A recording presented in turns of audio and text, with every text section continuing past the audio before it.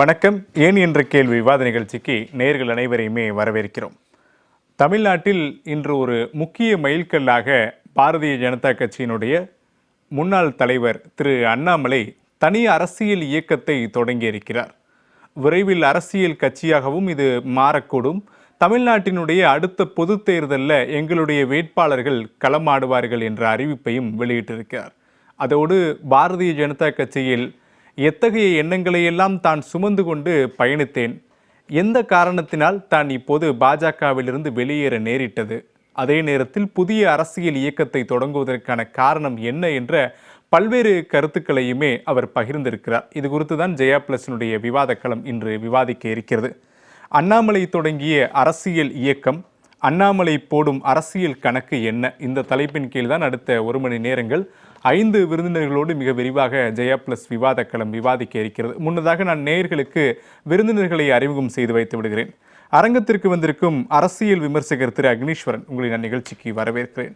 இவர்களோடு அரசியல் விமர்சகர் திரு TDS ரவிச்சந்திரன், நான் உங்களின் நிகழ்ச்சிக்கு வரவேற்கிறேன். இன்னும் சிறிது நேரத்தில் நம்மோடு இணைய இருக்கிறார்கள் பத்திரிகையாளர் திரு பிரியன், அரசியல் விமர்சகர் திரு நந்தகுமார் மற்றும் பத்திரிகையாளர் திரு ஜீவ சகாப்தன். அவர்கள் மூவரையும் நாம் வரவேற்று விடலாம். முதல்ல திரு அக்னீஸ்வரன் சார், அண்ணாமலையினுடைய வருகை ஏற்கனவே தமிழக அரசியலில் தேர்தல் முடிவுகளுக்கு பிறகு பல மாற்றங்கள், அது அனைத்து கட்சிகளுக்குமே. அண்ணாமலையினுடைய வருகை தமிழக அரசியலில் எப்படி பிரதிபலிக்க போகிறது? இது அவரவர்களுடைய எண்ணம், ஆசை, அப்படி தான் நான் பார்க்குறேன். ஆனால் இது இந்த நேரத்தில் திரு அண்ணாமலை அவர்கள் ஒரு தனி இயக்கம் கண்டிருக்கிறார். அதே நேரத்தில் சூப்பர் ஸ்டார் ரஜினிகாந்த் அவங்களுடைய மனைவி அவங்களும் ஒரு தனி இயக்கம் கண்டிருக்கிறாங்க. ஆகவே ஒரு தாவேகா ஆட்சி அமைச்சதுக்கு பிறகு தமிழ்நாட்டில் ஒரு 2-3 வருஷத்துக்கு முன்னாடி ஒரு சொற்கள் பயன்படுத்தப்பட்டன. காங்கிரஸ் இல்லாத இந்தியா, கழகங்கள் இல்லாத தமிழ்நாடு. ஆனால் இன்றைக்கு 2 இயக்கம் புதுசாக உருவாகுது. எப்போ தமிழ்நாட்டில் 66 கட்சிகள் இருக்கு, நாட்டில் எத்தனை கோடி மக்கள்னே தெரியல, எல்லா பேரும் புதுசாக கட்சி ஆரம்பிச்சா தமிழ்நாட்டில் இளைஞர்கள் அரசியலை மட்டுமே மையப்படுத்தி வளர வேண்டும், வாழ வேண்டும் என்று நினைக்கிறார்களா என்று எனக்கு தெரியவில்லை. என்ன முரண்பாடு பாஜகவுக்கும் திரு அண்ணாமலை அவர்களுக்கும் என்ன முரண்பாடு என்றே தெரியவில்லை.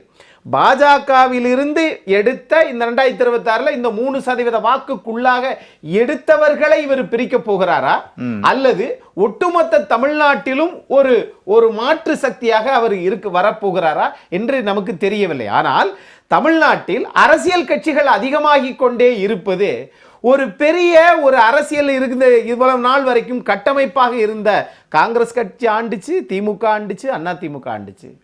இப்போ புதுசாக 2 ஆண்டுகளில் வந்த ஒரு கட்சி ஆண்டு கொண்டு இருக்கிறது. ஆகவே அதனுடைய ஆயுள் காலம் என்ன என்று தெரியாது. அதற்கு இடையில புதுசா 2 இயக்கம் வந்திருக்கிறது அப்படின்னு சொன்னால் இது எந்த விதத்திலே எங்க போய் மக்கள் என்ன கணக்கு போட போறார்கள்? சரி, நான் கேட்கிறேன், எத்தனை பேர் அரசியல் கட்சிகள் ஆரம்பித்தாலும் மக்களுக்காக செய்யக்கூடிய சில மனிதர்கள் இருக்கிறாங்கல்ல, அவர்கள் எதையுமே சொல்லாமல் மக்களுக்கு நல்லது செய்து கொண்டுதான் இருக்கிறார்கள். அதுதான் ஐயா பாலம் கல்யாண சுந்தரம் அவர்கள், மனிதநேய அறக்கட்டளையில் இருக்கக்கூடிய சைதை துரைசாமி அவர்கள், அகரம் ஃபவுண்டேஷன் கல்விக்காக செய்கின்றது, எத்தனையோ தன்னார்வ தொண்டு நிறுவனங்கள், அவைகளெல்லாம் அரசியல் கட்சிகளாக மாற நினைக்கவில்லை. இந்த மக்களுக்கு தேவையான தண்ணீர், இந்த மக்களுக்கு தேவையான வசதிகள், கட்டமைப்பு எல்லாவற்றையும் உருவாக்குறார்கள். இப்ப அண்ணாமலை தனி அரசியல் இயக்கத்தை தொடங்கியதுல என்ன தவறு இருக்கு? அவர் ஏற்கனவே ஒரு தேசிய கட்சியினுடைய மாநில தலைவராக பணியாற்றியவர். தமிழ்நாட்டை பிரதிநிதித்துவப்படுத்தக்கூடிய வகையில் ஒரு அரசியல் கட்சியை தொடங்குகிறேன் என்ன சூளுரைக்கிறார். இதுல என்ன தவறு இருக்கு? நான் இதை தவறு என்று சொல்லல. ஆனால் என்னை பொறுத்தளவில் திரு அண்ணாமலை IPS அவர்களிடம் கேட்க வேண்டிய ஒரே கேள்வி, நீங்கள் 2026 சட்டமன்ற தேர்தலில் ஏன் நீங்கள் வேட்பாளராக நிக்கல?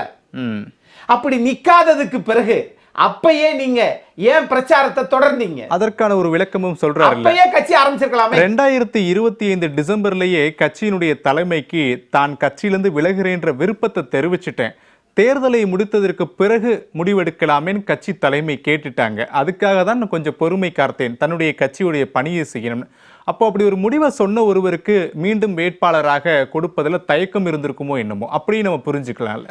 இருந்தாலும் பாரதிய ஜனதாவிலிருந்து வெளியேறிவிட்டேன் என்று சொல்லக்கூடிய திரு அண்ணாமலை ஐபிஎஸ் அவர்கள் பாரதிய ஜனதாவை எதிர்த்து அரசியல் செய்வாரா, ஆதரித்து அரசியல் செய்வாரா, அல்லது அந்த சித்தாந்தத்தோடு தான் நான் வாழ்ந்திருக்கிறேன், வளர்ந்திருக்கிறேன், ஏன் ஐபிஎஸ் ஆக பணியாற்றி இருக்கிறேன், அந்த சித்தாந்தங்களிலிருந்து விடுபடுவாரா? இல்ல பாஜகவினுடைய ஒரு கிளையாகவே நானும் ஒரு தனி கட்சியாக இருக்கிறேன். ஏனால் பாஜக தமிழ்நாட்டில் தனித்து களம் கண்டு வேட்பாளரை நிறுத்தி இங்கு ஆட்சி அமைக்க முடியவில்லை. ஆகையினால் தாவேகா விஜய் கூட அவர்களாக உற்பத்தி செய்திருப்பார்களோ? அதற்கு பிறகு இன்னைக்கு 2 இயக்கங்கள் புதுசா உருவாகியிருக்கே. ஆகவே 8 கோடி மக்களா என்று எனக்கு தெரியவில்லை. 2021 மக்கள் தொகை கணக்கெடுப்பின்படி 7,23,00,000. ஆனால் தமிழ்நாட்டில் 2,23,00,000 குடும்ப அட்டைகள் தான் இருக்கிறது. ஆனால் அதற்கு 70 அரசியல் கட்சிகள் இருக்கிறது என்றால் இது எங்கே போய் நிறுத்துவது? பாரதிய ஜனதா கட்சியினுடைய சித்தாந்தத்தை அடிப்படையாக கொண்டவர் அவர் தமிழ்நாட்டில் புதிய அரசியல் இயக்கத்தை தொடங்கும் போது பாஜகவினுடைய பின்புலம் இருக்கிறதே, அவர் பாஜகவை எதிர்ப்பாரான்னு திரு அக்னீஸ்வரன் கேட்கிறார். சரிதானே? ஆனா அண்ணாமலை விளக்கமும் சொல்லிவிட்டாரே, திமுக, அதிமுக, தாவேகா எப்படி எங்களுக்கு ஒரு கட்சியோ அதே போல பாஜகவும் எங்களுக்கு ஒரு அரசியல் கட்சி தான். எதற்கு எதிர்க்க வேண்டுமோ அதற்கெல்லாம் எங்களுடைய எதிர்ப்புகளை நாங்கள் தெரிவிப்போம்னு ரொம்ப திடமா சொல்லிட்டார்ல. அப்போ அவருடைய ஸ்டாண்ட் அந்த இடத்துல கிளியர் ஆயிருச்சு. நான் எல்லாரையுமே எதிர்ப்பேன், நானும் எல்லா கட்சிகளை போல ஒரு கட்சி தான் அண்ணாமலை சொல்லிட்டாருன்னு நம்ம புரிஞ்சு. தமிழ்நாட்டு மக்களுக்கு இவ்வளவு அரசியல் கட்சிகள், ஏன்னா உலகத்தில் வல்லரசு நாடாக இருக்கக்கூடிய அமெரிக்காவிலேயே 3 கட்சிகள் தான், அது முதன்மை கட்சிகள் 2 கட்சிகள் தான். 33 கோடி மக்கள் இருக்கக்கூடிய அமெரிக்காவிலேயே அங்க ஜனநாயக கட்சி, குடியரசு கட்சி என்ற 2 கட்சிகள் தான். அதனால் தான் அது வல்லரசு நாடாக மாறிற்று. ஆனால் நாம் இன்னும் ஒரு மாநிலத்திற்குள் முல்லை பெரியாறு பிரச்சனை, காவிரி பிரச்சனை, மேகதாது கட்டுவேன் என்கிறார்கள். நான் 74 கொடுத்த கச்சத்தீவு இன்னும் மீட்கப்படவில்லை. தமிழ்நாட்டில் நீராதாரம் பாதிக்கப்பட்டு கொண்டுதான் இருக்கிறது. வறட்சி ஏற்படுகிறது. கல்லுண்ணாமை என்று சொல்லுகிறோம், ஆனால் கல்லை நாம் இன்னும் இது பண்ண முடியவில்லை. ஆகையினால மதுபானத்தில் ஒரு 52,000 கோடி மாநில அரசுக்கு வருமானம் வருகிறது. அதுக்கு மாற்று திட்டங்கள் 70 கட்சிகள் என்ன வச்சிருக்கு இந்த பிரச்சனை. ஆகவே 10-11 அதுவும் இது ஒண்ணா வரப்போகிறாரா, அல்லது தன்னால் இயன்றதை பாஜக, என்னை பொறுத்த ஒரு கேள்விதான் சார், பாஜகவிலிருந்து உருவாக்கப்பட்ட ஒரு மனிதர், ஒரு அரசியல் கட்சியினுடைய முன்னாள் தலைவர் பாஜகவை எதிர்த்து அரசியல் செய்ய போகிறாரா, அல்லது எல்லா கட்சி மாதிரி நானும் தாங்க அப்படின்னு சொல்ல போறாரா? பொறுத்திருந்து இதுதான் என் கேள்வி. திரு டிடிஎஸ் ரவிச்சந்திரன், அண்ணாமலையினுடைய அரசியல் லட்சியமே தமிழ்நாட்டை தனித்துவமாக மாற்ற வேண்டும், இது இன்றைய உரையில் அண்ணாமலை பதிவு செய்வது. திரு அண்ணாமலையுடைய அதே கேள்வியும் எழுப்பப்படுகிறது.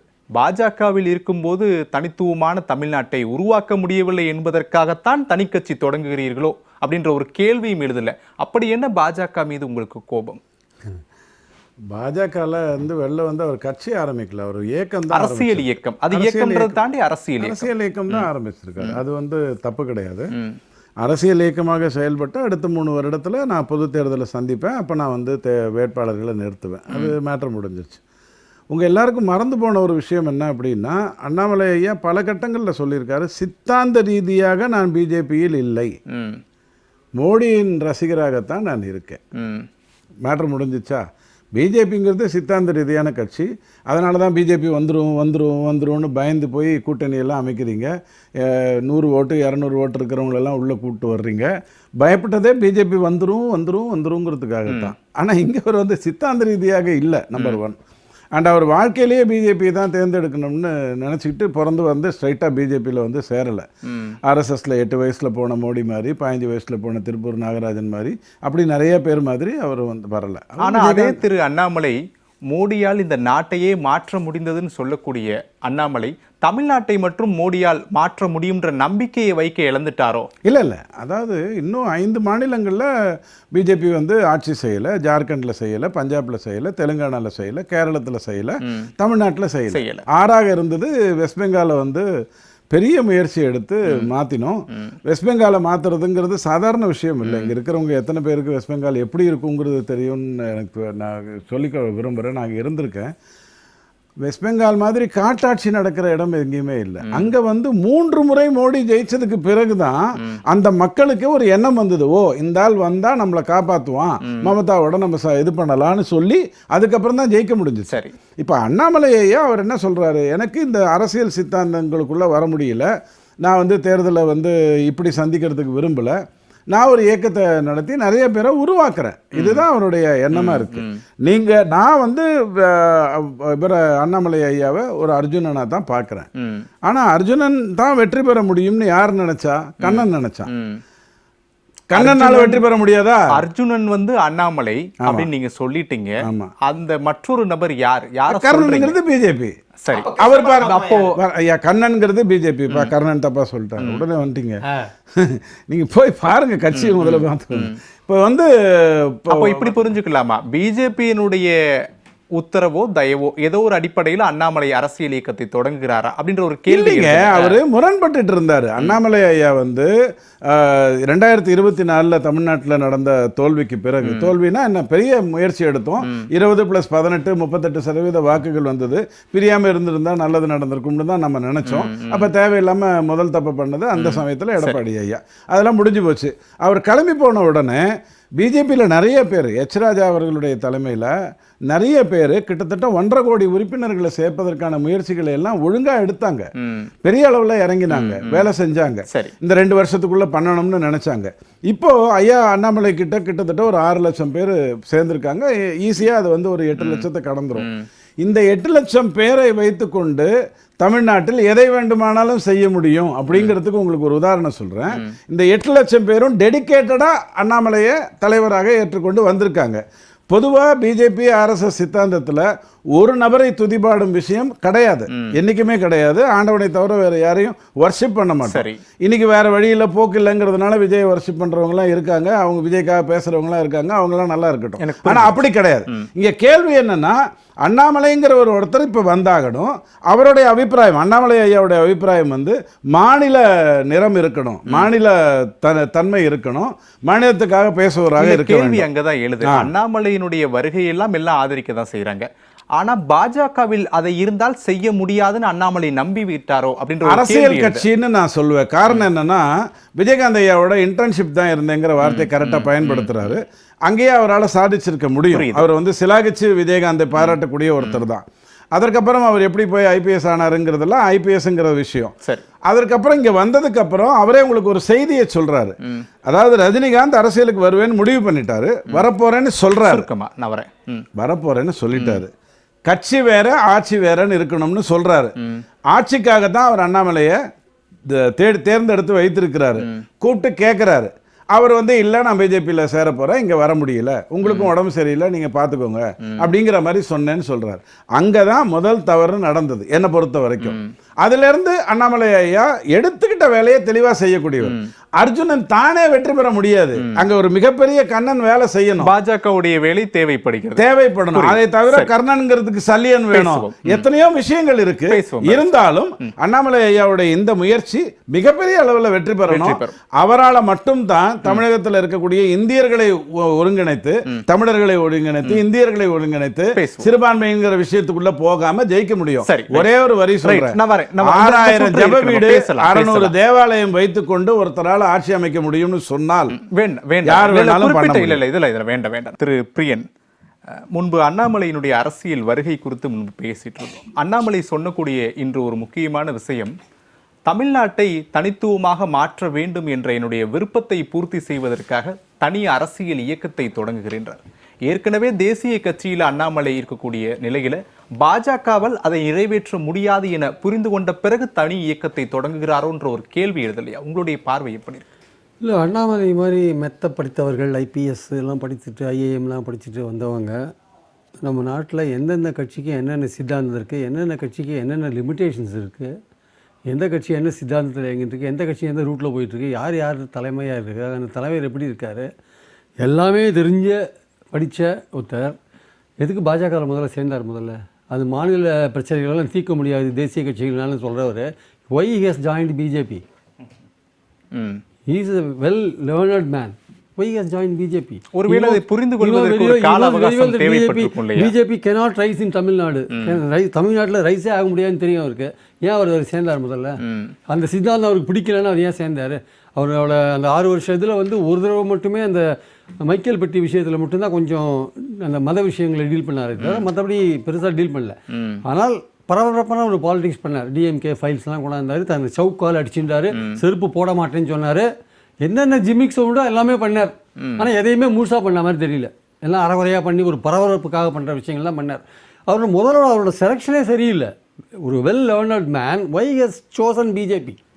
இன்றைக்கி அவர் மோடியை வந்து பிரமாதமாக கொண்டாடுறார், மோடியை மாதிரி சிறந்த மனிதர்களெல்லாம் சொல்கிறார். கரெக்டு, நீங்கள் அதெல்லாம் சொல்லுங்கள். ஆனால் எனக்கு தெரிஞ்ச சிற்றறிவுக்கு உட்பட்டு எந்த ஒரு அரசியல்வாதியும் ரிசைன் பண்ணுறதுக்கு முன்னாடி போய் கட்சி தலைமையிட்ட தான் போய் ஆசீர்வாதம் வாங்கிட்டு வந்த கதையே நான் பார்த்ததே கிடையாது. இன்னையா இது புது கதையாக இருக்குது? கட்சி தலைவர்கிட்ட ஆசீர்வாதம் வாங்கிட்டு வந்து நீங்கள் ரிசைன் பண்ணிட்டு வரீங்கன்னா அந்த கட்சி தலைமையை ஐயா போயிட்டு வாங்க நல்லா இருங்க அப்படின்னு சொல்லி அனுப்புகிறாங்கன்னா நீங்கள் யார்? நீங்கள் எங்கேருந்து வரீங்க? சந்தேகம் வரும்ல. அப்போ எங்களுக்கு புரியுது, குரங்கு குட்டியை விட்டு ஆழம் பார்க்குது. ஆனால் 25 டிசம்பர்லேயே நான் கட்சி தலைமையிட்ட சொல்லிட்டேன், தேர்தல் முடிகிற வரைக்கும் பொறுமை காத்துங்க அப்படின்னு தலைமை சொன்னதா சொல்றாரு. ஒருவேளை அதற்கான இறுதிக்கட்ட முயற்சியா கூட இருந்திருக்கலாம் இல்லையா? ஒரு அணுகுமுறையா தலைவர்களை மதிச்சு சொல்லியிருக்கலாமே. தேசிய செயலாளர் போஸ்ட் கொடுக்குறாங்கன்னு சொன்னாங்க, அதுக்காக வெயிட் பண்ணியிருந்தாரு. அப்போ அதையும் கவுத்துட்டாங்க. உங்களுடைய எல்லா விதமான ஆக்டிவிட்டீஸும் அவங்களுக்கு போயிருக்கு சார். நீங்க யாரெல்லாம் காப்பாத்துறீங்க, என்னென்ன சட்டவிரோத செயல் பண்ணவங்களாம் எப்படி காப்பாத்துறீங்க, நீங்க வார் ரூம் வச்சு நீங்க என்னென்ன பண்ணீங்க, யார் யாரை கவுத்தீங்க, உங்கள் சாதனைகள் ஒரு பக்கம். இந்த இளைஞரெல்லாம் சேர்றது எனக்கு வேடிக்கையாக இருக்குது. ஆக்சுவலாக அவருடைய வார் ரூம் பண்ண விஷயங்கள்லாம் வந்து இளைஞர்களுக்கு தெரியாதா? என்ன எத்தனை பாதிக்கப்பட்டவங்கள போய் கேளுங்க சார், அவங்க வார் ரூம் பண்ண விஷயம் என்ன? ஆருத்ரா விஷயம் என்னாச்சு? யார் காப்பாற்றினது? ஆருத்ரா ஆட்களை சொல்லுங்கள். இதெல்லாம் தெரியாதா? இன்னைக்கு இளைஞர்களுக்கு கல்ட்டு வளர்க்குறாங்க, கல்ட்டை எதிர்க்கிறேன். கல்ட்டு விஜய் கல்ட்டுன்னு ஒத்துக்கிறோம். உங்கள் கல்ட்டு என்ன? நீங்கள் என்ன கல்ட்டு உருவாக்குறீங்க?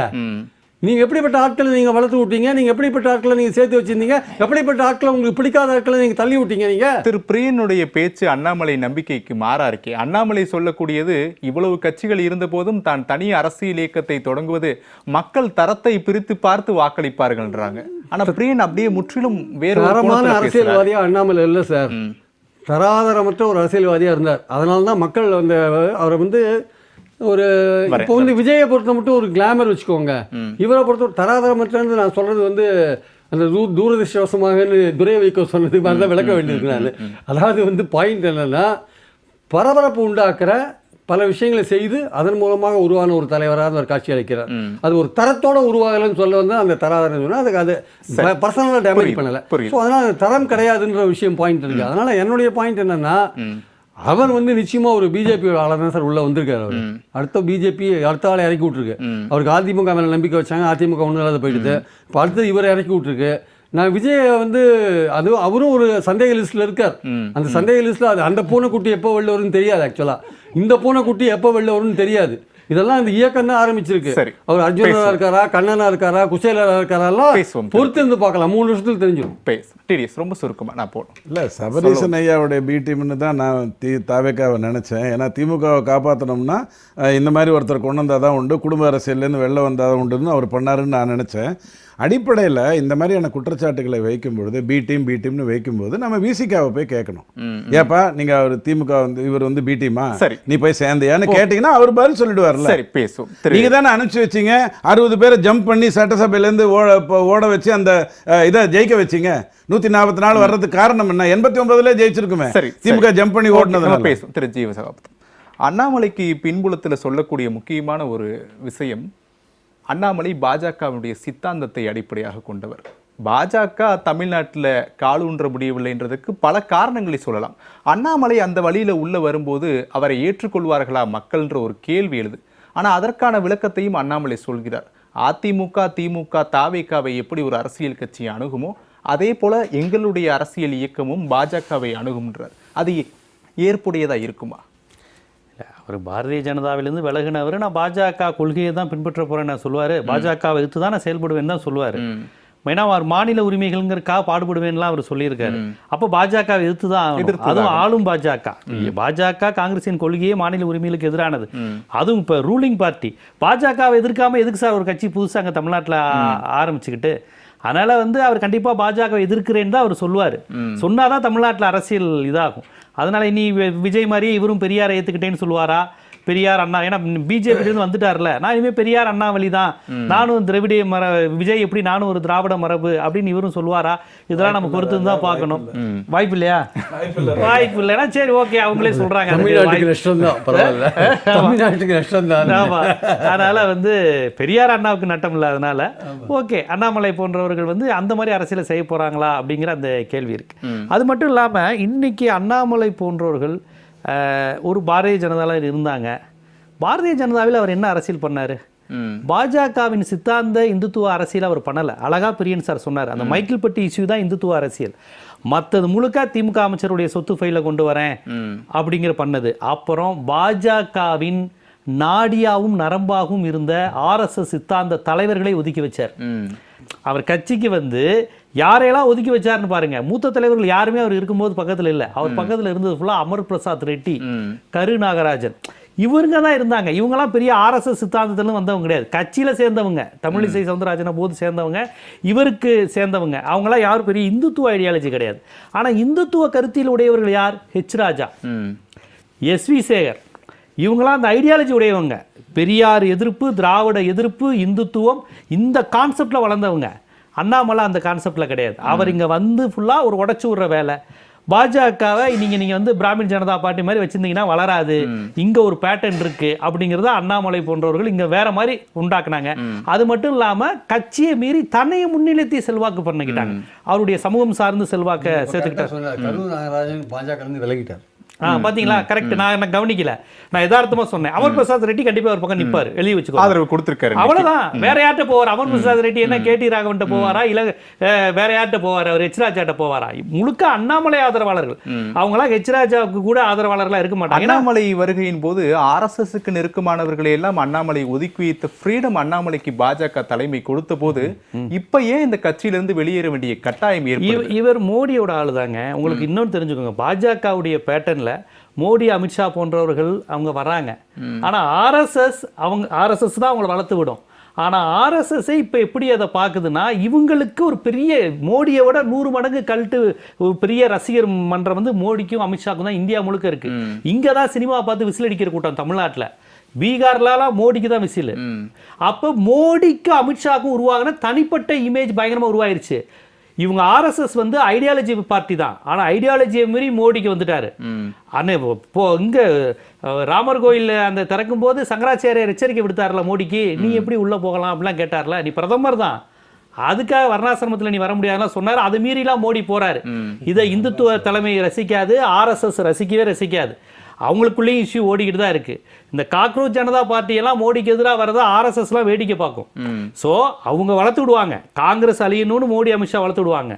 மோடி அமித்ஷா ஒரு லிமிட்டுக்கு மேலே வரும்போது ஆர்எஸ்எஸ்ஸே பயப்படும். இப்போ ஆர்எஸ்எஸ்ஸே அதை முழிச்சுக்கிட்டு இருக்கு. ஏன்னா ஒரு ஹீரோ வர்ஷிப்பை ஆர்எஸ்எஸ் விரும்பாது, ஐடியாலஜி தான். அது தனிநபர் அண்ணாமலை வெளியேற்றப்பட்டதற்கான பின்புலமும் ஆர்எஸ்எஸ் அப்படின்னு ஜீவசேகர். ஆர்எஸ்எஸ் கிடையாது, இவர் மோடியோட ஆளு தான். உங்களுக்கு இன்னொன்று தெரிஞ்சுக்கோங்க, இந்த விளையாட்டே சிருங்கேரி மடத்துக்கும் சங்கர மடத்துக்குமான விளையாட்டு தான். அவர் லைட்டா ஒரு விஷயம் சொன்னாரு, அதை சபை நாகரிகம் கருத்து அவர் சொல்லல, நானும் அதை சொல்ல விரும்பல. வார் ரூம் வச்சு இவர் செஞ்ச வேலைகள் என்ன, அது பிரியன் சார் தரத்துக்கு அந்த வார்த்தை அவர் செஞ்ச என்னென்ன வேலைங்கிறத அவர் சொல்ல மாட்டார், நானும் சொல்ல மாட்டேன், பாக்குற மக்களுக்கு தெரியும். அந்த வேலையெல்லாம் பாதிக்கப்பட்டவங்க யாருங்க? சங்கர மடத்தோட நேரடி தொடர்புடையவர்கள். அதை எப்படி பண்ண முடியும்? தமிழ்நாட்டில் வேற யாராவது பண்ண முடியுமா? அண்ணாமலை செஞ்சாரு. ஏன்னா இவர் சிருங்கேரி மடத்தோட, அவர் கர்நாடக சந்தோஷ், பிஎல் சந்தோஷோட நபர்கள். ஸோ இந்த அதிகார மையங்கள்ல இந்த மாதிரி வளர்ந்துக்கிறாங்க. ஸோ மோடிக்கே கூட அவங்க பிஜேபிங்கிறத தாண்டி அவருக்கான ஆட்கள் தேவை ஒவ்வொரு மாநிலத்திலையும். அதனால இப்போ அவர் போய் எதுக்கு சார் சொன்னாரு, போய் யாராவது ஒருத்தர் காலில் விழுந்து ஆசீர்வாதம் வாங்கி கட்சியில சேருவாங்க. உலகத்திலேயே ஆசீர்வாதம் வாங்கி கட்சியிலிருந்து விலகின நபர்களை பார்த்தோமா? ஒரு மெயில் போட்டு விட்டுற வேண்டியதானே. கட்சியை விட்டு விலகணும்னா எல்லாருமே கட்சி தலைமையை தப்பா பேச மாட்டாங்க. நான் மரியாதையுடன் நடத்தப்பட்டேன், தலைவர் மீது இன்றும் எனக்கு அபிப்பிராயம் இருக்கு, அப்படிதான் சொல்லுவாங்க. அவர் சம்பிரதாயமா சொல்லுவாங்க. நேரில் போய் இவங்க வணக்க வச்சு பேசி புத்தகங்களை பரிசீலித்துலாம் ஆசீர்வாதம் பெற்று வந்து புதிய கட்சி தொடங்கினா அதுக்கு என்ன அர்த்தம்? தனக்கான தனித்துவமான ஆட்களை ஒவ்வொரு மாநிலத்திற்கும் மோடி உருவாக்குகிறார். அதில் தமிழ்நாட்டிற்கு அண்ணாமலை அப்படின்னு அண்ணாமலை இன்னும் மோடியோட தொடர்பு தாங்க, அதுல எந்த சந்தேகம் கிடையாது. அவர் மோடியெல்லாம் அவ்வளவு எளிதாக எதிர்க்க மாட்டார். பாஜக எதிர்ப்பு என்பது வேற, RSS எதிர்ப்பு என்பது வேற, மோடி எதிர்ப்புங்கிறது வேற. மோடிங்கிறது சொல்றேனே 100 மடங்கு விஜய் மாதிரி. இந்தியா முழுக்க உங்களுக்கு தமிழ்நாட்டில் தானே விஜய், அங்க ஃபுல்லா அங்க வந்து மதம் கடவுள் தான் முதன்மையானது அங்க உள்ள மக்களுக்கு. இங்க தான் உங்களுக்கு சினிமா முதன்மையானது. இங்க கடவுளையும் மதத்தையும் வச்சு தமிழ்நாட்டில் எதுவும் நீங்க ஒன்றும் பண்ண முடியாது. ஆனா சினிமாவை காமிச்சா விசில் அடிச்சு ஓட்டு போட்டுறாங்க. 2026க்கு பிறகு நம்ம அதை மறுக்கவே முடியாது. அதனால அங்க வந்து மிகப்பெரிய விஜய் மாதிரி அஜித் மாதிரி இருக்கிறது மோடி அமித்ஷா தான். ஸோ அந்த மாசம் பார்த்து ஐடியாலஜி பார்ட்டி RSS குழந்தைங்கள முதற்கொண்டு அபினவ் பாரத்தில் வளர்க்குற ஐடியாலஜி பார்ட்டி முழிச்சுக்கிட்டு இருக்கு. என்னடா மோடி அமித்ஷாங்கிற தனிநபர் இயக்கமாக அது மாறிக்கிட்டு இருக்கேங்கிறதுல உங்களுக்கு யோகி ஆதித்யநாத்ல இருந்து நிதின் கட்காரிலேருந்து ராஜ்நாத் சிங்லேருந்து பலருக்கு அங்கே வார் பாலிடிக்ஸ் பயங்கரமாக ஓடுது. அருண் ஜேட்லியிலிருந்தே தொடங்கினது. முரளி மனோகர் ஜோஷி, வாஜ்பாய், அத்வானியை வழிகாட்டும் குழு. அண்ணாமலை வெளியேறியதற்கான காரணம் என்ன? இப்போ நீங்க மோடி RSS பிரச்சனைகள்லாம் ஒரு பக்கம், மற்றொரு பக்கம் அண்ணாமலை மோடிக்கு விருப்பமானவர், அண்ணாமலைக்கும் விருப்பமானவர் மோடி அப்படின்ற பட்சத்துல அண்ணாமலை வெளியேற்றுவதற்கான காரணம் என்ன? ஏன் அண்ணாமலையை தக்க வச்சிருக்கலாம் இல்லையா இந்த சூழ்நிலையில? அது ஏன் முடியலன்னு தான் என்னுடைய கேள்வி. தக்க வச்சிருக்கிறதுக்கு முடியலங்கிற விஷயம் கிடையாதுங்க. உங்களுக்கு அண்ணாமலையை ஏற்கனவே தனியா வச்சும் பிளான் பண்ணாங்கல்ல. ஏடிஎம்கே இல்லாமல ஒரு 11% வாங்கி காமிச்சார். ஆனா அது பிஜேபி ஓட்டு அல்ல, அது அண்ணாமலை ஓட்டு, அது EPS எதிர்ப்பு ஓட்டு. உங்களுக்கு புரியுங்களா? அந்த ஓட்டு EPS ஓட சேரும் போது அந்த ஓட்டு விழல. நைனா நாகேந்திரனை காமிக்கும் போது அந்த ஓட்டு விழல. புரியுதுங்களா? உங்களுக்கு அண்ணாமலைக்குன்னு விழுந்துச்சு, அது பாஜகக்குன்னு விழல. ஸோ இந்த மாதிரி கான்செப்ட்லாம் வரும்போது எல்லாருக்கும் ஒரு ஓட்டு இருக்குதுன்னா அது எல்லா ஓட்டு தனியாக இருக்கட்டும், எதிர்த்தரப்புக்கு போக வேணாம்னு அவங்க நினைக்கலாம். அது மட்டும் இல்லை, பெரிய பொலிட்டிக்கல் கூட்டம் வந்து விஜய்க்கு ஓட்டு போட்டிருக்குங்க. விஜய்க்கு பிஜேபிக்கு 3% போட்டாலும் சித்தாந்த ஓட்டு தான் அது. ஆமா, திராவிடம் அழியணும்னு சொல்லக்கூடிய அது 3% ஓட்டும் ஐடியாலஜி ஓட்டு. திமுகவுக்கு போட்டது ஐடியாலஜி ஓட்டு. விஜய்க்கு ஐடியாலஜி எந்த கான்செப்ட் கிடையாது. பொலிட்டிக்கலா விழுந்திருக்கு. அதுல பிஜேபிக்கு வர வேண்டிய திமுக எதிர்ப்பு ஓட்டும் அங்க போயிருக்கு. திமுக பிடிக்காதுன்னு சொல்றாங்க அந்த குரூப் பெரிய லெவலில் விஜய்க்கு பிரிக்கிறதுக்கான ஒரு வேலை. இளைஞர்களுக்கு வந்து அண்ணாமலை இப்ப விஜயா அண்ணாமலைனா அண்ணாமலை வீரியமா செயல்படுவார்ல, புரியுது. அப்ப அந்த இளைஞர்கள் திருப்பி அண்ணாமலை ஏதோ செயல்படுறாருப்பா, ரெகுலரா பிரஸ் மீட்ட பாக்குறாருப்பா, மர வாய்ப்பு இருக்குல்ல, அது பிஜேபிக்கு லாபம் தானே. திமுக எதிர்ப்பு பேசுவோம். திரு நந்தகுமார், தாவேகாவிற்கு சென்ற சில வாக்குகளை பிரிப்பதற்கான ஒரு முயற்சி தான் அண்ணாமலை அரசியல் வருகைக்குள்ள நுழைப்பது அப்படின்ற ஒரு பக்கம் திரு ஜீவசகாப்தம் சொல்லியிருக்காரு. அந்த கருத்து ஏற்புடையது தானா? மற்றொரு பக்கம் தாவேகாவிற்கு ஏற்கனவே பல அரசியல் அழுத்தங்கள் இருக்கும்போது அண்ணாமலையுடைய வருகை என்பதும் ஒரு பாதிப்பை உண்டாக்குமா அப்படின்ற ஒரு கேள்வி எழுது. உங்களுடைய பார்வையில் என்ன?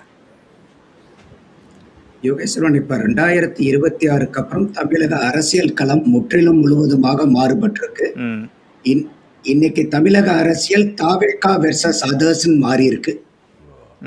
இன்னைக்கு இப்போ திமுக எடுத்தீங்கன்னா 2011ல 23 சீட்டு வாங்கினாங்க. அதுக்கப்புறம் குறைவா வாங்கின வாக்கு இப்ப வாங்கின சீட்டு தான் 59 சீட்டு. அதிமுக 1996ல 4 சீட்டு வாங்கினாங்க. அதுக்கப்புறம் இப்ப வாங்கின சீட்டு வந்து பாத்தீங்கன்னா குறைவான சீட்டு. அப்ப அதிமுகவும் திமுகவும் முறையே 30 வருஷம் 15 வருஷம் MLA சீட்ல பின்தங்கி இருக்கு. அப்போ இந்த எதிர்க்கட்சிகள் பலவீனமா இருக்கக்கூடிய நேரத்துல அண்ணாமலை அவர்கள் ஏற்கனவே பாரதிய ஜனதால இருந்தபோது எதிர்க்கட்சி அரசியலை பிரதானமா செஞ்சு மக்கள் கிட்ட ஒரு மொமெண்டத்தை கிரியேட் பண்ணினவர். சோ அப்ப வந்து இப்ப இருக்கக்கூடிய இப்ப அவர் இன்னைக்கு காலையில பேசும்போது கூட அவர் பிரதானமா ஒரு 3 முன்னிலைப்படுத்துறார். ஒண்ணு, சாமானிய மக்களுக்கான அரசியல், மாற்றத்துக்கான அரசியல், இளைஞர்களுக்கான அரசியலை வைக்கிறார். ஆனா இந்த பஸ் எல்லாம் ஏற்கனவே 2016 போயிருச்சு. அது பூரா இன்னைக்கு விஜய் அவர்கள் பக்கத்துல இருக்குது. அரசியலை பொறுத்த வரைக்கும் டைமிங் மேட்டர்ஸ் சொல்லுவாங்க. சோ அப்ப இதே வந்து அவர் இந்த தேர்தலுக்கு முன்னாடி வந்திருந்தாருன்னா கூட ஒரு பெரிய தாக்கத்தை வந்து ஏற்படுத்தி இருக்க முடியும். இப்ப வந்து பெரிய அளவுக்கு அவர் மெனக்கடணும். இப்போ என்ன காரணம் அப்படின்னு கேட்டீங்கன்னாக்கா, மத்த டீமை எல்லாம் பார்த்து யாரு வேணாலும் பாரதிய ஜனதா பி டீம்னு சொல்லும் போது அது அரசியல் குற்றச்சாட்டு, அரசியல் காழ்ப்புணர்ச்சியில சொல்றாங்கிறத ஈஸியா நம்ம கடந்து போயிட முடியும். ஆனா அண்ணாமலை மாதிரி நபர்கள், அந்த பாரதிய ஜனதாவை தலைமை ஏற்று நடக்கக்கூடியவர்கள், ஏன்னா பாரதிய ஜனதா கட்சி நம்ம க்ளோஸா வாட்ச் பண்ணும்போது ஒரு 1.5 வருஷத்துல யாருக்கும் தலைமை பதவி கொடுத்ததில்லை. அது அண்ணாமலைக்கு மட்டும்தான் அந்த பதவி கிடைச்சது. அண்ணாமலையினால பாரதிய ஜனதா பலன் அடைஞ்சது, பாரதிய ஜனதானால அண்ணாமலையும் பலன் அடைஞ்சாங்க. 2 பேருமே வின் வின் சிச்சுவேஷன் தான். அப்ப நீங்க வந்து இன்னைக்கு டெல்லியில போய் 2ஆம் தேதி ரெசிக்னேஷன் கொடுத்துட்டு 3 நாள் நெகோஷியேட் பண்ணதுக்கு அப்புறம் 5ஆம் தேதி வந்து ரெசிக்னேஷன் அக்செப்ட் பண்ணியிருக்குது. போய் நேர்ல போய் பார்த்து கொடுத்து ரெசிக்னேஷன் பண்றதெல்லாம் நான் உள்ளபடியே வரவேற்கிறேன். ஏன்னா அது ஒரு நாகரிகமான அரசியல், ஒரு பண்பாடான அரசியல். நீங்க இப்ப எதிர்க்கட்சி ஆரம்பிக்கிறீங்களே, அதுக்காக வந்து துண்டை உதறி தோல்ல போட்டுட்டு இங்கிருந்தே ஒரு மெயில் அனுப்புங்கிறது ஒரு நாகரிகமான, ஒரு முதிர்ச்சியான நபர் செய்யக்கூடிய நடவடிக்கை இல்லை. ஏன்னா அந்த அளவுக்கு பாரதிய ஜனதா அண்ணாமலை அவர்களுக்கு இடம் கொடுத்து வளர்த்துனாங்க. ஆனா இப்ப அவருக்கு பெரிய பாரம் என்னவா இருக்கும் அண்ணாமலைக்கு அப்படின்னா, தான் பாரதிய ஜனதாவுடைய பி டீம் அல்ல அப்படின்னு நிரூபிக்கிறதுக்கு வேற யாரும் நிரூபிக்கணுங்கிற அவசியம் இல்லை. அண்ணாமலை நிரூபிக்க வேண்டிய கட்டாயம் இருக்கு. அவர் அதுக்காகவே பல வருடங்கள் உழைக்க வேண்டியது இருக்கு. இப்ப கூட பாத்தீங்கன்னா அவர் என்ன சொல்றாருன்னா, அரசியல் இயக்கமா ஆரம்பிக்கப்பட்டு அரசியல் கட்சியா மாத்துவாங்கிறாரு. காரணம் என்ன அப்படின்னு கேட்டீங்கன்னாக்கா, 2029 தேர்தல்ல அவர் கட்சி அதுக்கு முன்னாடியே ஆரம்பிச்சாருன்னா பிரதம வேட்பாளர் யாருன்னு அவர் கை காமிச்சாகணும். ஒன்னா ராகுல் காந்தியை கை காமிப்பாரா, இல்ல ஐயா மோடியை கை காமிப்பாரா? இல்ல, அண்ணாமலை சொல்லும் போதே பொது தேர்தல் அப்படின்னு தான் குறிப்பிட்டாரு. அது மக்களவை தேர்தலா இல்ல சட்டமன்ற தேர்தலான்னு குறிப்பிடல. நம்ம அப்படி கூட புரிஞ்சுக்கலாம் இல்லையா? எந்த தேர்தலுக்கும் அண்ணாமலை தயாராகிறாரோ அப்படின்ற ஒரு கேள்வியும் எழுது. அடுத்து வர பொது தேர்தலா? 29 கூட பொது தேர்தல் தானே. அவரு சொல்லக்கூடியது வந்து பாத்தீங்கன்னாக்கா மாநிலம் தேர்தல் தான், மத்திய தேர்தல் அல்ல. அது தெளிவாவே நமக்கு விளக்கமாகுது. அதுக்கு காரணம் என்னன்னு கேட்டீங்கன்னா, 2029 போய் சிக்க கூடாதுன்னு நினைக்கிறார். ஏன்னா அப்ப போய் நீங்க மோடியை கை காமிக்காம ராகுல் காந்தியை கை காமிச்சீங்கனாலும் அண்ணாமலைக்கு பிரச்சனை ஆயிடும். சரி திரு நந்தகுமார், என்னுடைய கேள்வி தொடக்கத்துல விஜய் இளைஞர்களுடைய வாக்குகளை கவர்வதற்கான முக்கியமான முடிவுகளை எல்லாம் எடுத்தார். அண்ணாமலையினுடைய தொடக்கமும் இளைஞர்களை கவரக்கூடிய வாக்குகளாக தானே தொடங்கி இருக்கார். இப்போ 2 பேருக்குமே ஏதோ ஒரு வகையில ஒத்து போறப்ப விஜய்க்கு வந்த வாக்குகள் ஏற்கனவே திமுக, அதிமுக போன்ற கட்சிகளிடமிருந்து வந்தது. இப்போ அண்ணாமலைக்கும் அதே போல தாவேகாவுடைய கட்சிகளிடமிருந்து பிரிவு ஏற்படாதா? பிரிவு ஏற்படும் என்று ஜீவசகாப்தம் சொல்கிறார். அதற்கான சில விதிமுறைகளையும் அவர் சொல்கிறார். இப்படியெல்லாம் நடப்பதற்கான சாத்தியங்கள் இருக்குன்னு. அது நடப்பதற்கான சாத்தியங்கள் இருக்கிறதா தான் என்னுடைய கேள்வி முன்வைத்தேன்.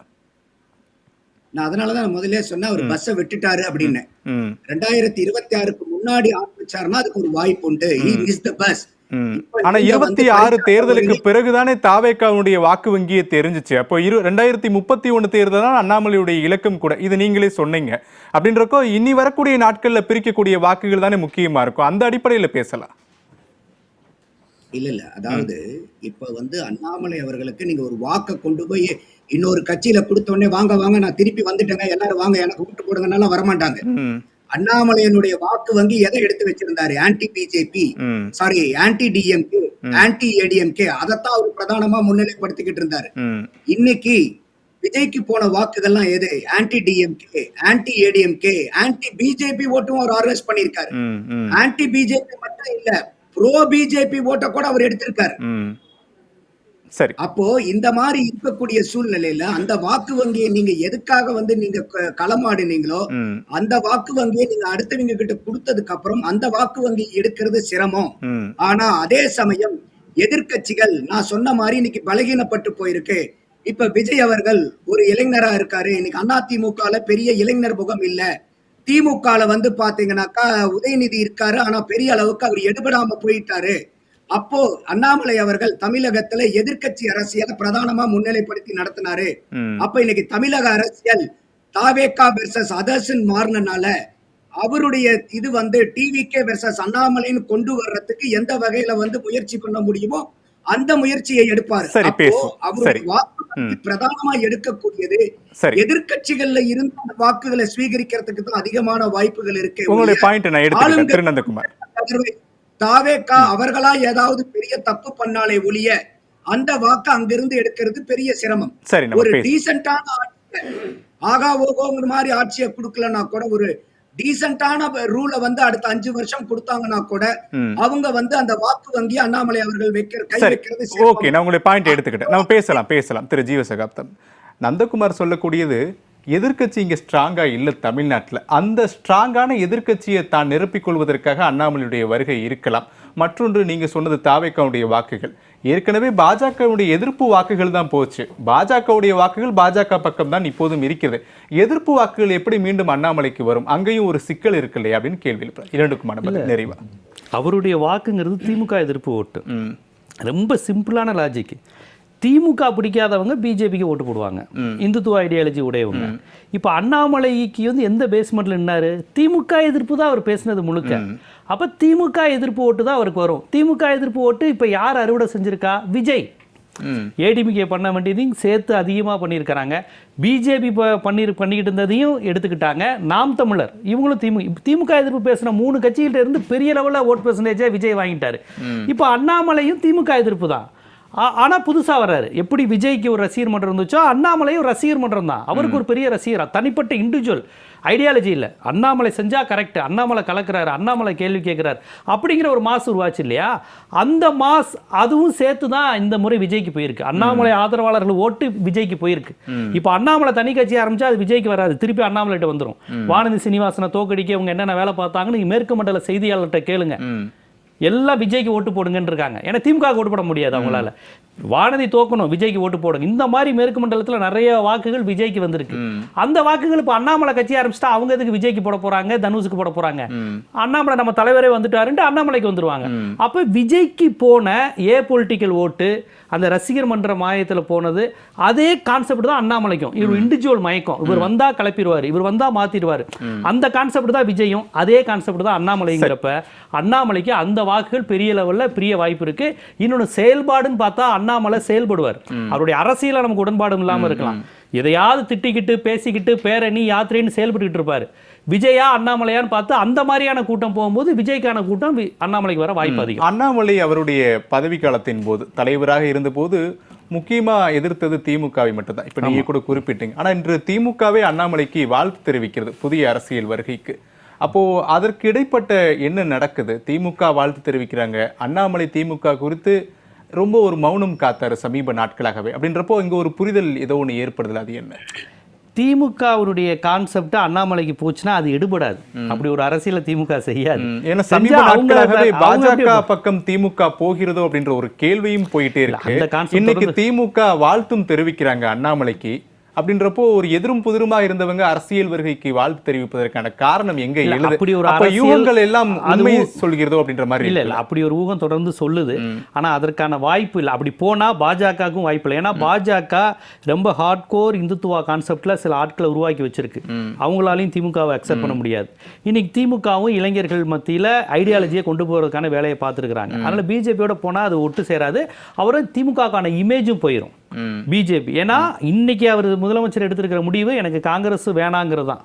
தேசிய கட்சியில் வேணாங்கிற முடிவுக்கு ரேஞ்சுக்கு போயிட்டாரு. இதுல இந்துத்துவ கட்சியுடன் கூட்டணினார்னா அப்புறம் இனிமே திராவிடம் மாநில சுயாட்சின்னு பேசுற எல்லாமே அடிபட்டு போயிடும். அப்படி என்றால் இந்துத்துவா பின்புலத்தை கொண்ட அண்ணாமலையை வரவேற்பது ஏன் திமுக? அது ஒரு கட்சி தொடங்குறதுப்ப அவங்க வாழ்த்து சொல்லலாம். அண்ணா விஜய் ஓட்டு பிரிய போகுது அப்படிங்கிற கான்செப்ட்ல கூட வாழ்த்து சொல்லலாம். அரசியலுங்கிறது அதானே, எதிரிக்கு எதிரி நண்பன் இந்த மாதிரி கான்செப்ட்லாம் நடக்கும்ல. இப்போ எதிரிக்கு எதிரி நண்பனா மாறிட்டாங்க இப்போ திமுக. இல்லைங்க, விஜய் இப்போ அண்ணாமலை வர்றது ஒரு இளைஞர்களுக்கு பிரியுதுன்னு நினைச்சா அவங்க ஒரு வாழ்த்து சொல்லுவாங்கல்ல. கமலஹாசன் ரஜினிகாந்த் கட்சி ஆரம்பிக்க போறதுக்கு முன்னாடி போய் கலைஞரை பார்த்தாரு, கமலஹாசன் போய் பார்த்து கலைஞரை பார்த்தாரு. அந்த மாதிரி பொதுவான ஒரு கான்செப்ட் தான். விஜயகாந்த் மரபுகள் அடிப்படையில் திமுக அந்த மாதிரியான அப்படி ஒரு அலைன்ஸுங்கிற கான்செப்ட் போனா அது கட்சிக்கே பின்னடைவாயிரும். சரி நந்தகுமார், இதை சொல்ல வந்தீங்க, குறுக்கிட வந்தீங்க, சுருக்கமா அப்படிங்க. நான் வேற ஜீவ சகாப்தன் சொன்னது வந்து வானதியினுடைய எதிர்ப்பு ஓட்டெல்லாம் விஜய்க்கு போட்டனால விஜய்க்கு 35% வாக்கு. அப்ப வந்து வானதியினுடைய எதிர்ப்பு அண்ணாமலையினுடைய வாக்கு வங்கி வந்து 35% இருந்துச்சா, அப்படியே வந்து அது தாவேக்காக்கு போறதுக்கு. சரி, புரியுது. அப்போ அவரு அதனாலதான் நான் தெளிவா சொன்னேன், anti DMK, anti ADMK, anti BJP, bro BJP ஓட்டு முதல் கொண்டு அங்க போயிருக்கு. அப்ப இந்த ப்ரோ பிஜேபிங்கிறதுல ஒரு போர்ஷன் நீங்க நான் வர வரைக்கும் இந்தாங்க நீங்க ஓட்ட வச்சுக்கங்க, நான் வந்ததுக்கு அப்புறம் திருப்பி வாங்கிக்கிறதுனால அது அரசியல்ல வந்து எடுபடாது. சரி, ஓகே. சோ அது வந்து ரொம்ப முக்கியமான புள்ளி. அடுத்தது இப்ப பாரதிய ஜனதா கூட பேசுவோம். நந்தகுமார், ஒரு திரு அக்னீஸ்வரன், தேர்தலின் போது அதிமுகவோடு பயணித்த பாஜக தேர்தலில் எதிர்பார்த்த வாக்குகளோ வெற்றியோ கிடைக்கவில்லை என்பதற்காக வேறு முகத்துல அண்ணாமலையை களமிறக்கிறார்களோ தமிழ்நாட்டில் என்ற ஒரு கேள்வியும் பொதுவாக வைக்கப்படுகிறது. அண்ணாமலை பாஜகவினுடைய அடிப்படையை கொண்டு செயல்படுகிறார் என்பதை தாண்டி அண்ணாமலையினுடைய வருகையே பாஜகவினுடைய ஒரு திட்டம்தான். 3 நாட்கள் எதற்கு அண்ணாமலை டெல்லியில் முகாமிட்டார் அப்படின்ற ஒரு கேள்வியும் ரொம்ப அழுத்தமாக முன்வைக்கிறாங்க. நியாயமாக தானே இருக்கு அந்த கேள்வி ஒப்பீட்டளவில்? தமிழ்நாட்டுக்கு அது நியாயமா இருக்கான்னு பார்க்கணும்ல. அரசியல் கட்சிகள் துவங்குறீங்கல்ல, நீங்க 2024 நாடாளுமன்ற தேர்தலில் அதிமுக பாஜக கூட்டணி வச்சுட்டு 2026 அதிமுக தனித்து நின்றிருந்தால் இன்னைக்கு தாவேக ஆட்சி அமைச்சிருக்க முடியாது. ஆக அதுதான் இங்க தேவை. 35% எடுத்திருக்கக்கூடிய ஒரு கட்சி 2 ஆண்டுகள்ல ஒரு 35% ஓட்டு எடுத்திருக்குன்னா அது 42 எடுக்கலைங்க. எப்படிங்க வெசஸ் அதர்ஸ் கொண்டு வர முடியும்?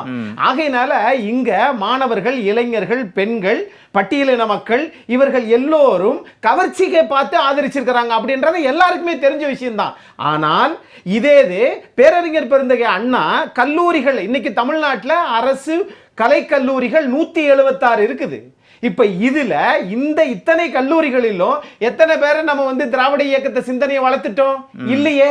ஆனால் பேரறிஞர் பெருந்தகை அண்ணா திராவிட மாணவர் முன்னேற்ற கழகம்னு ஆரம்பிச்சார். அதுல ஐயா எஸ்டிஎஸ் தலைவராக இருந்தார். எந்த இடத்துல தந்தை பெரியார் பேரறிஞர் பெருந்தகை அண்ணா ஆதரவோடு எஸ்டிஎஸ் கொண்டு வந்தாங்களோ அதே தஞ்சை திலகர் திடலில் கலைஞர் அவர்கள் திமுக அப்படின்றத அந்த இதில் வாங்கிட்டாரு. அப்போ அந்த மாதிரி அந்த மாணவர்களை சேர்க்கக்கூடிய அந்த உணர்வுகள் இன்னைக்கு இருக்கா கேட்டா இல்ல.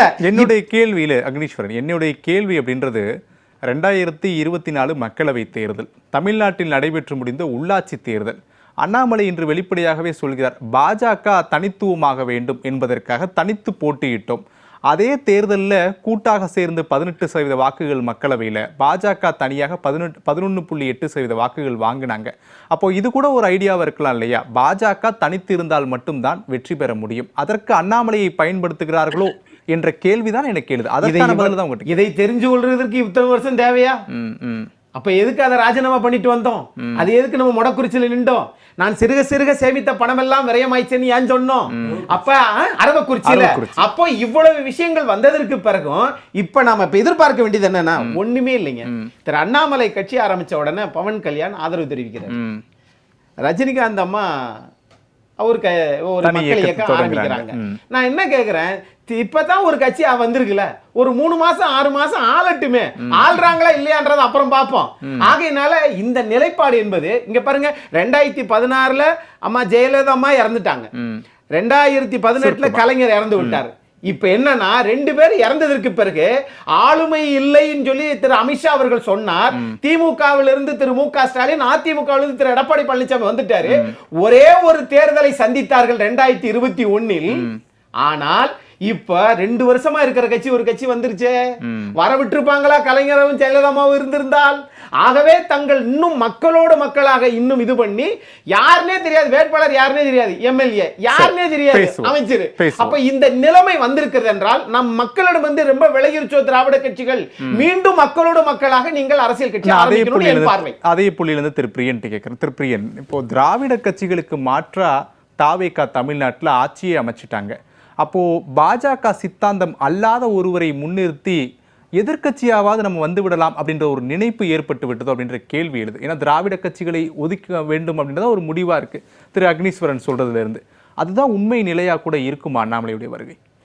இல்லை, முதல்ல விஜய் திராவிட கட்சிகளுக்கு ஒரு மாற்றா வந்துட்டார் அப்படின்றது இந்த எலெக்ஷனுக்கான ஒரு விஷயம்தான்.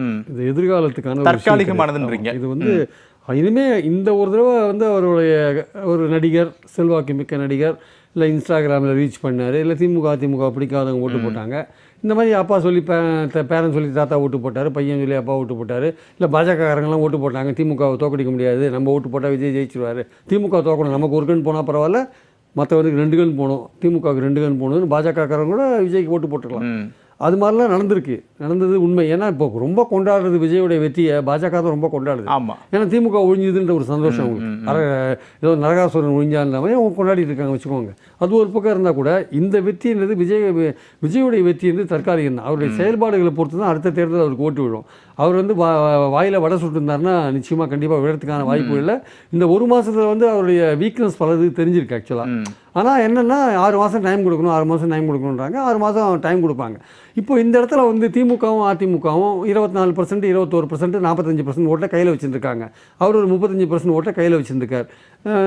சீமான்லாம் ஒரு 4% ஓட்டை கையில் வச்சுருக்காரு. அப்படி இப்படி பார்த்தா ஒரு 85% ஓட்டு இவங்க பக்கத்துலேயே இருக்குது. இதில் வந்து அண்ணாமலைக்கு என்ன ஓட்டு இதுலேருந்து போகும், யாருடைய ஓட்டு அவர் எடுப்பார்? அவர் பெரும்பாலும் எடுக்கிற ஓட்டு இவர் விஜய்கிட்ட போன அந்த பொதுவான ஓட்டுகள் இருக்குல்ல, திமுக பாஜக ஓட்டும் பிரியும் பாஜக இல்லையா? ஓட்டு அந்த விஜய்க்கு தற்காலிகமாக போச்சு இல்லை, அதெல்லாம் அவர் தூக்கிறதுக்கான வாய்ப்புகள் இருக்குது. அதனால் திராவிட இயக்கத்தோட ஓட்டை அவர் வந்து எடுப்பாரான்னா அதிமுக அவர் விஜய் பிளக்கிறத வச்சு பார்க்கும்பொழுது சில ஓட்டுகள் விஜய்க்கும் போகும், சில ஓட்டுகள் அண்ணாமலைக்கும் போகிறதுக்கான வாய்ப்பு இருக்குது. அது அந்த அளவுக்கு. ஆனா இப்ப அண்ணாமலையுடைய கோர் ஐடியா இளைஞர்களை முன்னிறுத்தி தான் வராரு. அப்போ அதிமுக திமுக பக்கம் இருக்கக்கூடிய இளைஞர்கள் வரமாட்டாங்களா அண்ணாமலை பக்கம் அப்படின்ற ஒரு கேள்வி. வரமாட்டாங்கன்னு சொல்ல முடியாது சார், வருவாங்க. நான் வரமாட்டாங்க அப்படிலாம் உறுதியா வந்து இவங்களாம் வரமாட்டாங்கன்னு சொல்ல முடியாது. அதிமுக இருக்கு, அதிமுக ஏற்படும் அப்படின்னா அதிமுக இளைஞர்கள் இருக்காங்களா டவுட்டா இருக்கு. அங்கே சராசரி வயசே 60 இருக்கு அந்த உறுப்பினரோட. திமுக இந்த உதயநிதி வந்து ஒரு 50 லட்சம் பேர் சேர்த்தாரு சொன்னாங்க, சேர்த்தவங்க என்ன ஆனாங்கன்னு ஒரு கேள்விக்குறியா இருக்கு. சேர்த்தவங்க ஓட்டு போட்டாங்களா தெரியல, சேர்த்தவங்க ஓட்டு போட்டாங்களா அதுவே எனக்கு டவுட்டா இருக்கு. அவங்க எங்க போனாங்களே தெரியல. 5 லட்சம் பேர் நிர்வாகியே போட்டேன்றாங்க, அது என்ன ஆச்சுன்னு நமக்கு தெரியாது. ஆனால் அடிப்படையில் பாஜக சித்தாந்தத்தை விட்டு வந்துட்டாரா அண்ணாமலைன்னா அதுவும் எனக்கு சந்தேகம் இருக்கு. அவர் வந்து மும்மொழி திட்டத்தை எதிர்ப்பேன்னு இன்னைக்கு சாயந்தரம் எல்லாம் மீடியாலெல்லாம் பேனர் போடுறாங்க, 8 கால நியூஸ் போடுறாங்க. அவர் என்றைக்குமே மும்மொழி எதிர்த்த மாதிரி தெரியல. 9ஆம் வகுப்புக்கு மும்மொழியை வந்து 29 இன்ட்ரோடியூஸ் பண்றதா இருந்தாங்க, அது 26லயே ஏன் பண்றீங்க? 3 வருஷம் முன்னாடி இன்ட்ரோடியூஸ் பண்ணி கேள்வி கேட்கறத தவிர மும்மொழியை எதிர்க்கல அவர் ஆக்சுவலா. அதனால அவருடைய இதுன்றது வந்து பாஜக எதிர்ப்புன்றது வந்து பொறுத்து இருந்தா பார்க்கணும். அவர் பாஜக எப்படி எதிர்க்கிறாரு, மோடி எப்படி எதிர்க்கிறாரு, எங்கெங்க வால் பிடிக்கிறாரு, எங்கெங்க பேசுறாருலாம் பொறுத்து இருந்தா பார்க்கணும். காலம் தான் அதுக்கு பதில் சொல்லுவாங்க. அதனால அவர் மேல இன்னும் அந்த சந்தேக ஊசி தொங்கிட்டே தான் இருக்கு. அவர் பாஜகவோட ஆளா இருப்பாரு, சந்தேக ஊசி. பாஜக இருக்கிறவங்களும் ஒரு விதத்தில் சந்தோஷமா இருப்பாங்க, எப்படி இவர் இப்படி நம்ம கிட்ட வந்துதான் ஆகணும். கடைசியில அதிமுகலாம் வேண்டாம், இனிமேல் தேவையில்லை நமக்கு, நம்ம இனிமேல் அண்ணாமலையோட கூட்டணி சேர்ந்துக்கலாம், அந்த ஐடியாவில் அவங்க இருப்பாங்க. பேசலாம். 30 days நிறைவா இல்லை, இதில் வந்து அண்ணாமலைக்கு பிஜேபி லேபிள் எப்படியாவது ஒட்டிட்டா தான் நல்லது, எதிர்காலத்துக்கு இன்பநிதி முதலமைச்சர் ஆகிறதுக்கு அப்படிங்கிறது நோக்கமாக இருந்ததுன்னா தயவு செஞ்சு சொல்லிடுறேன், அந்த மாதிரியான சாத்தியங்கள் இல்லை. ஏன்னா மேகதாட்டுவை பொறுத்த வரைக்கும் தெள்ளத் தெளிவாக எதிர்த்து பேசி கொண்டிருப்பது அண்ணாமலை மட்டும்தான். அதாவது ஸ்ட்ராங்காக மற்றவங்களாம் எதிர்க்க வேண்டிய அவசியமே இல்லை. கூப்பிட்டுருந்தா திமுகவும் காங்கிரஸும் பேசியிருக்க முடியும், கூப்பிட்டுருந்தா தாவேகாவும் காங்கிரஸும் பேசியிருக்க முடியும். எதிர்க்கணுங்கிற அவசியமே இல்லை, பேசிகிட்டு இருக்கிறது அவர் மட்டும்தான். கேள்வி இப்போது 20% அதிமுக கிட்ட இருக்குது, 20% திமுக கிட்ட இருக்குது, 35% தாவேகா ஓட்டு வாங்கியிருக்கு, 4% நாத்தாக்கா அப்படின்னா மொத்தமாக 79 ஆகுது. மீதி 21% எங்கே இருக்குது, யாருக்கு ஓட்டு போட போகிறாங்க? 24, அதிமுக 21, மீதி 16% எங்கே இருக்குது, யாருக்கு ஓட்டு போட போகிறாங்க அப்படின்னு எடுத்துக்கலாமா? ரெண்டாவது வந்து நீங்கள் பாருங்கன்னா, இன்றைக்கி அண்ணாமலைக்கு யாராவது வாக்கு போடுவாங்க இதுக்கப்புறம் இந்த 6 லட்சம் பேருனுடைய உழைப்பினால் வாக்கு போடுவாங்க அப்படின்னு எடுத்துக்கிறதா இருந்ததுன்னா, அது அடிப்படையில் தாவேக்காவுக்கு வாக்களித்தவர்கள், உணர்ச்சி வசப்பட்டு வாக்களித்தவர்கள் தான் முதல்ல வருவாங்கங்கிறதுல எனக்கு ஒன்றும் மாற்று கருத்து இல்லை. ஆனால் 24ஐயும் 21ஐயும் நிலை உயர்த்தாமல் திராவிட கட்சிகள் மேலே வர்றதுக்கு சாத்தியங்களே இல்லை. இவர் ஏறத்தாழ டிஎம்கேவுடைய ஆட்சியை தான் இவர் நடத்திக்கிட்டு இருக்கிறாரு. நான் கூட்டணி வச்சு சொல்லலை, கொள்கை எல்லா இதுலேயும் பார்த்தீங்கன்னா 2O மைனஸ் மன்னர் ஆட்சி, திமுக 2O மைனஸ் மன்னர் ஆட்சி தான் விஜய் நடத்திட்டு இருக்காரு. ஸோ அதனால் அங்கிருந்து அங்கே ஒன்றும் பெருசாக மாற போகிறது இல்லை. கேள்வி என்னென்னா சார், அதாவது பாஜகலேருந்து வெளில வந்து பாஜகவுடைய ஆளாகவே அண்ணாமலை நடத்துகிறாருன்னா உங்களுக்கு ஒரு தகவல் கொடுக்குறேன். அண்ணாமலைஜி எனக்கு தெரிஞ்சு மோடி ஐயாவை சந்திக்கலை, அமித்ஷாவை மட்டும் 5 நிமிடம் சந்தித்தாருங்கிறது எங்களுக்கு தெரியும். செத்த வீட்டிலேருந்து வர்றவன் தான் சொல்லாமல் வருவான். 21 மாநிலத்தில் ஆடுகின்ற பிஜேபி கிட்ட போய் சொல்லிகிட்டே வரலாம். ஏன்னா தமிழகத்திலோ ஜார்க்கண்டிலோ பஞ்சாபிலோ தெலுங்கானாலேயோ கேரளத்திலோ இன்னைக்கு பிஜேபி வரலங்கிறது நிதர்சனமான உண்மை. நல்ல சார், கொஞ்சம் நல்ல வார்த்தை சொல்லுங்க. தனி கட்சி ஆரம்பிச்சிருக்காரு, செத்த வீடுன்றீங்க. ஏங்க இது ட்விஸ்ட். செத்த வீட்ல இருந்து வர்றவன் தான் செத்த வீடுன்றீங்களா? இப்பெல்லாம் குழப்பவே முடியாது. என்ன ஐயா, 21 மாநிலத்தில் ஆளுகின்ற பிஜேபியிடம் சொல்லிட்டே வருவான் செத்த வீட்ல இருந்து வர்றவன் அப்படின்னா நீங்க திமுகவோட கோரிலேட் பண்ணிருக்கணும், தப்பா நினைச்சிட்டீங்கன்னா அப்படி நினைக்கல. அந்த மாதிரி சொல்லிட்டே வருவாங்க. ஏன்னா அப்படித்தான் படித்தவங்க பிஹேவ் பண்ணுவாங்க, ஜம்ப் பண்ணி ஓடி போக மாட்டாங்க. நேத்தி நைட் வந்து காலி பண்ண காலில் விழுந்துட்டாருன்னு உடனே சட்டசபையிலேருந்து 60 பேர் ஜம்ப் பண்ண மாட்டாங்க. இந்த மாதிரி வேலையெல்லாம் அண்ணாமலை கிட்ட இருக்கிறவங்க பண்ண மாட்டாங்க. கேள்வி ரொம்ப முக்கியமானது வந்து இந்த அரசியல் இயக்கங்களாக மாறி திரும்ப புதுப்பித்து கொண்டு டோட்டலா ரீவாம் பண்ணி கொண்டு வரணுங்கிற சூழ்நிலைக்கு வந்திருக்கு. இந்த ஹிந்துத்துவா கதையெல்லாம் வேற யார்கிட்டயா போய் சொல்லுங்க. சரி, ஓகே திரு நந்தகுமார் நிறைவா. இல்லை, இப்போ அண்ணாமலை அவர்களுக்கு இதுவரைக்கும் மீடியா வெளிச்சமும் இன்ஸ்டிடியூஷனல் பேக்கப்பும் பெரிய அளவுக்கு இருந்தது. அதுக்கு காரணம் வந்து பாரதிய ஜனதாவினுடைய மாநில தலைவருங்கிறனால. இப்ப வந்து அவர் புதுக்கட்சி ஆரம்பிச்சிருக்கிறனால பெரிய மீடியா வெளிச்சங்கள் வந்து அதிகமா கொடுக்கப்படும். இப்போ எக்ஸைட்மெண்ட் வந்து அதிகமா இருக்கும். ஆனா சேலஞ்ச் எங்கன்னா இந்த எக்ஸைட்மெண்ட் வெர்சஸ் எலக்டோரல் கன்வர்ஷன் வந்து ரொம்ப சேலஞ்ச். இப்ப தினம் வந்து பாத்தீங்கன்னா அவர் பாரதிய ஜனதாவுடைய தலைவரா இருக்கும்போது அவருடைய பிரஸ் மீட் தான் அதிகமா இருக்கும். அந்த அளவுக்கு இனிமேல் பிரஸ் மீட் வந்து அவருக்கு கிடைக்குமாங்கிறது பெரிய கேள்வியா இருக்கு. அடுத்தது வந்து இப்ப ரவி சொன்னாரு 8 லட்சம் பேர் சேர்ந்திருக்காங்க, இந்த 8 லட்சம் பேர்த்த வச்சு என்ன வேணா சாதிக்கலான்னு. ஆனா இந்த 8 லட்சம் பேர்த்துக்கு மேலதான் பாரதிய ஜனதால ஒரு தலைவரா இருக்கும்போது அவரு கூட ஆட்கள் இருந்தாங்க. ஏன் வந்து அப்ப பாரதிய ஜனதானாலயோ அண்ணாமலை அவர்களாலேயோ எதை வேணாலும் தமிழ்ல சாதிக்க முடியலங்கிற கேள்வியும் நம்ம வைக்க வேண்டிய கட்டாயத்தில் இருக்கும். அப்ப இந்த இடத்துல வந்து அண்ணாமலை அவர்களுக்கு வாய்ப்புகள் இருக்கு. அவர் அண்டர் எஸ்டிமேட் பண்ண விரும்பல. ஆனா அவருக்கு ஏகப்பட்ட சேலஞ்சஸும் நிறைய இருக்கு. ஆப்பர்ச்சுனிட்டிஸ்க்கு ஈக்குவலா சேலஞ்சஸ் அதிகமா இருக்கு. அது எந்த அளவுக்கு அண்ணாமலை அவர்கள் அவருடைய அரசியல் ஆளுமையில எப்படி நடத்தி கொண்டு போறாருங்கிறத வச்சுதான் நம்ம பொறுத்திருந்து அடுத்த கட்ட வளர்ச்சிகள் எல்லாம் நம்மளால பார்க்க. சரி, ஓகே திரு நந்தகுமார், நான் நிறைவான கருத்து வரி மட்டும் சொல்லிடுறேன். நேரம் ஒரு வரி மட்டும் சொல்லிடுறேன். நான் சொன்ன அந்த 6000 ஜப வீடுங்கிற வார்த்தைக்கு அர்த்தம் இருக்கு. அது வந்து 234 தொகுதி எடுத்துக்கிட்டா 12 லட்சம் பேர் தான் வேலை செஞ்சிருக்காங்க. 1,70,00,000 வாக்குகளை வாங்குவதற்காக அங்க வந்து ஒரு மதம் இருந்தது. இங்க மதம்ங்கிற வார்த்தைக்கு அர்த்தம் இல்ல. ரொம்ப முக்கியம். ஒரே ஒரு வரி, RSSல இருந்து அப்சர்வர் எல்லா மாநிலத்திலும் இருந்தாங்க. இந்த தேர்தலுக்கு முன்னாடி தான் அவர் வந்து கேரளாக்கு அனுப்பப்பட்டார். அது புரியாம பேசக்கூடாது. சரி, ஓகே. அண்ணாமலை தொடங்கிய அரசியல் இயக்கம் தமிழக அரசியல்ல அண்ணாமலை போடக்கூடிய கணக்கு என்ன, இது என்னென்ன மாதிரியான பாதக விளைவுகளை எல்லாம் ஏற்படுத்த போகிறது அரசியலில் என்பது குறித்து தான் நாம் இன்று மிக விரிவாக 5 விருந்தினர்களோடு விவாதத்தை நடத்தியிருந்தோம். விவாதத்தில் கலந்து கொண்ட 5 விருந்தினர்களுக்கும் நன்றி. மற்றொரு தலைப்பில் சந்திக்கலாம். நன்றி, வணக்கம்.